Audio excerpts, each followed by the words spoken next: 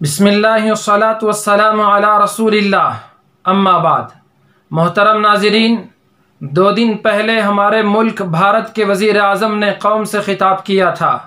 پوری قوم کو، ملک کی عوام کو امید تھی، اور وہ مریض خاص طور پر جو کرونا وائرس کی وجہ سے زندگی اور موت کی لڑائی لڑ رہے ہیں، یہ امید کر رہے تھے کہ شاید ہمارے وزیر اعظم ہم سب کے خیر خواہ ایک نئی دوا کا اعلان کریں گے، اور ڈاکٹرز جو پی پی ای کٹس اور ضروری ماسک اور وینٹیلیٹرز ان کے پاس موجود نہیں ہے، ان کو امید تھی کہ شاید ہمارے وزیر اعظم ان چیزوں کو مہیا کرانے کی بات کریں گے، اور وہ روز مزدوری کر کے کھانے والے، وہ غریب اور لاچار لوگ جن کے ہاں 2 وقت کی روٹی کے لالے پڑ چکے ہیں، ان کو یہ امید تھی کہ اب تک تو ہمارے بچوں کا پیٹ جل رہا تھا، شاید ہمارے وزیر اعظم کچھ اس کے لیے انتظام کر دیں گے، لیکن ہمارے ملک کے وزیر اعظم نے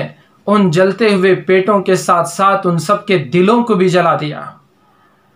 یہ کہہ دیا قوم سے خطاب کے دوران کہ سب اپنے گھروں کی 5 تاریخ کو رات کے 9 بجے 9 منٹ تک گھروں کے لائٹ بلب اس کو گل کر دیں، بند کر دیں، اور پھر دیا جلا دیں۔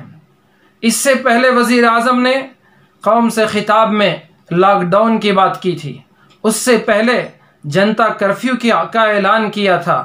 پوری قوم نے ان کی بات کو مانا، اور کیوں نہ مانے، ماننا بھی چاہیے، وہ ہمارے ملک کے وزیر اعظم ہیں، اور قانون کے دائرے میں رہتے ہوئے وہ وزیر اعظم کی کرسی کی قدر کرتے ہوئے، ملک کے عوام کی فکر کرتے ہوئے انہوں نے یہ ٹھوس فیصلے لیے تھے۔ اس کا ہم سب نے، ملک کی پوری عوام اور جنتا نے اس کا خیر مقدم کیا، اور یہ قانون کے دفعہ 51A(H) آرٹیکل 51A(H) کے مطابق بھی ہے، جس میں یہ بات ہے کہ جو سائنسی جذبات ہوں اور انسانیت کی اقدار ہوں، ان کو قائم کیا جائے، ان کو عمل میں لایا جائے۔ حضرت عبداللہ ابن عمرو ابن عاص رضی اللہ تعالیٰ عنہ کے زمانے میں جب طاعون آیا تو انہوں نے بھی لوگوں کو یہ حکم دیا تھا کہ لوگ بکھر جائیں، جمع نہ ہو، اکٹھے نہ ہوں۔ تو بہرحال ہم نے وزیر اعظم کی بات پر جنتا کرفیو کا بھی احترام کیا، گھروں سے باہر نہ آئے، اور لاک ڈاؤن کے اعلان پر اپنے گھروں میں بند ہیں، سخت ضرورت کے علاوہ کوئی آدمی باہر نہیں آ رہا ہے۔ بہرحال تو ملک کو جو امید تھی اس کے بجائے دوسری بات ہماری وزیر اعظم نے کر دی۔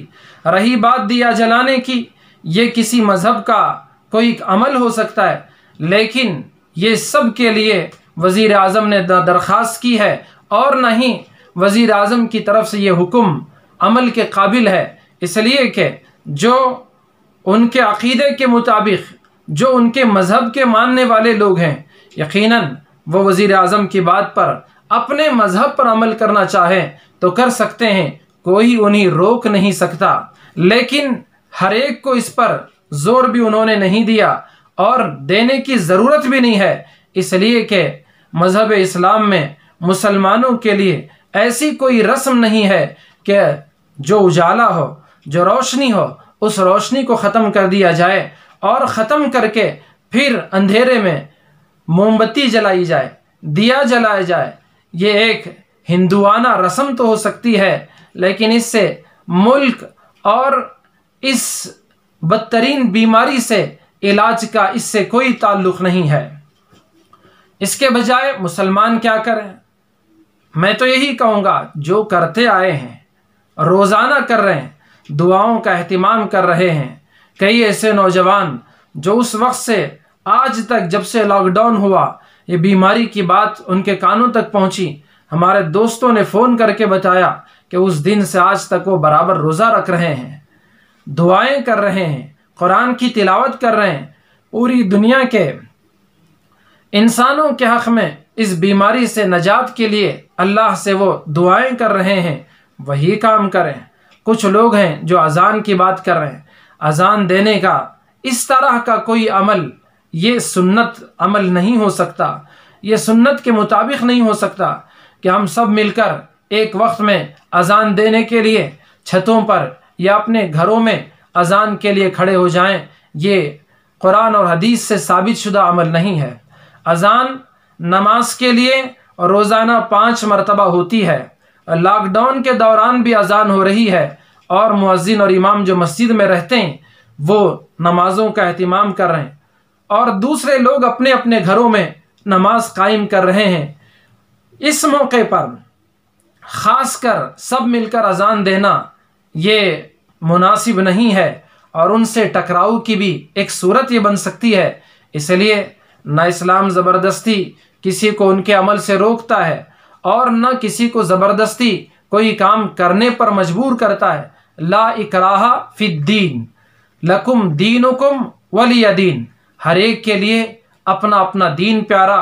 ہمارا قانون اور آئین کانسٹیٹیوشن بھی اس کی اجازت دیتا ہے کہ ہر ایک اپنے اپنے طور طریقے پر اپنے مذہب پر عمل کرنے کی فکر کریں۔ خدارہ ہندوانہ مشرکانہ کوئی کام کر کے اپنے عقیدے کو خراب کرنے سے خود کو بھی اپنے دوستوں کو بھی محفوظ رکھیں۔ اللہ مجھے آپ کو سمجھنے کی توفیق عطا فرمائے۔ آمین۔ وآخر دعوانا ان الحمد للہ رب العالمین۔